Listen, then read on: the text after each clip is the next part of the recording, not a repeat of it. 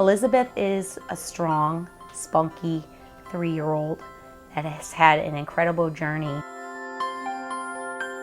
Just with the medical stuff she's been through, and it has made her a really strong person.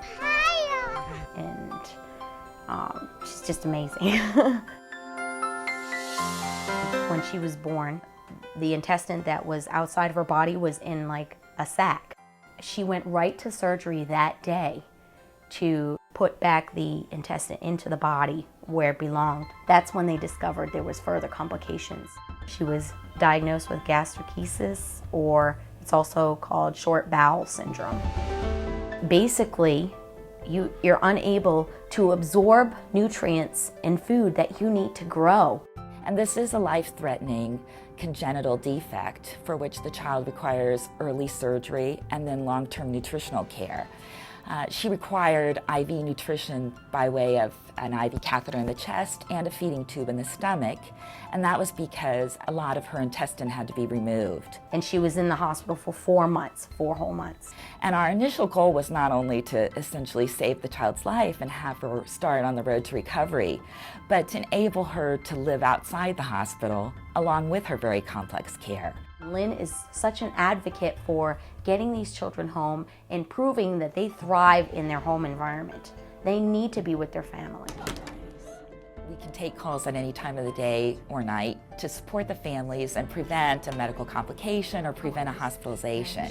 And that small amount of time that it takes to answer that phone call and support the parent may save a week in the hospital, as well as another medical setback. They'll do everything in their power to keep us from having to travel to the hospital. If it can be handled at home, they would rather us stay at home. I need some too. Elizabeth doesn't eat, like she won't swallow anything, but she has to sit with us at every single meal. And if she doesn't have something that's on your plate, it doesn't matter if she doesn't eat it or not. She'll be like, hey, I want some of that. And she'll lick it, kind of get a taste for it, but she can't get past that. She swallowed it? She swallowed it. Can I see? Yay! That's amazing. Just recently, she swallowed ranch dressing and applesauce. So it's just like a major. Where does the food go? Food goes in the bag and my tongue goes in my belly. She has a G-tube for feedings.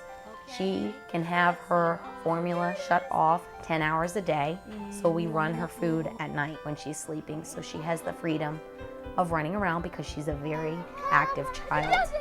We definitely anticipate ultimately eating all solid food and not requiring special tube feeding or IV nutrition. 20 years ago, children like Elizabeth would likely not only not survive, but would have multiple complications potentially.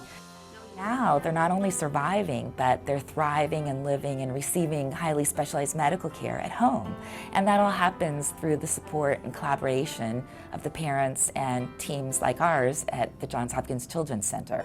Lynn is amazing. She's exceptional because her life is devoted to her patients. She goes above and beyond her call of duty and is so in touch with her patients. She's family to us. It's hard to believe that it was the same child that had wires and tubes and machines hooked to her for all them months. Let me hold your hand. Without the Johns Hopkins Children's Center, my family and I wouldn't be where we are today. They've shown us that just because of her situation that we don't need to stop living. You can't put a dollar amount on it. It's worth more than you could ever say.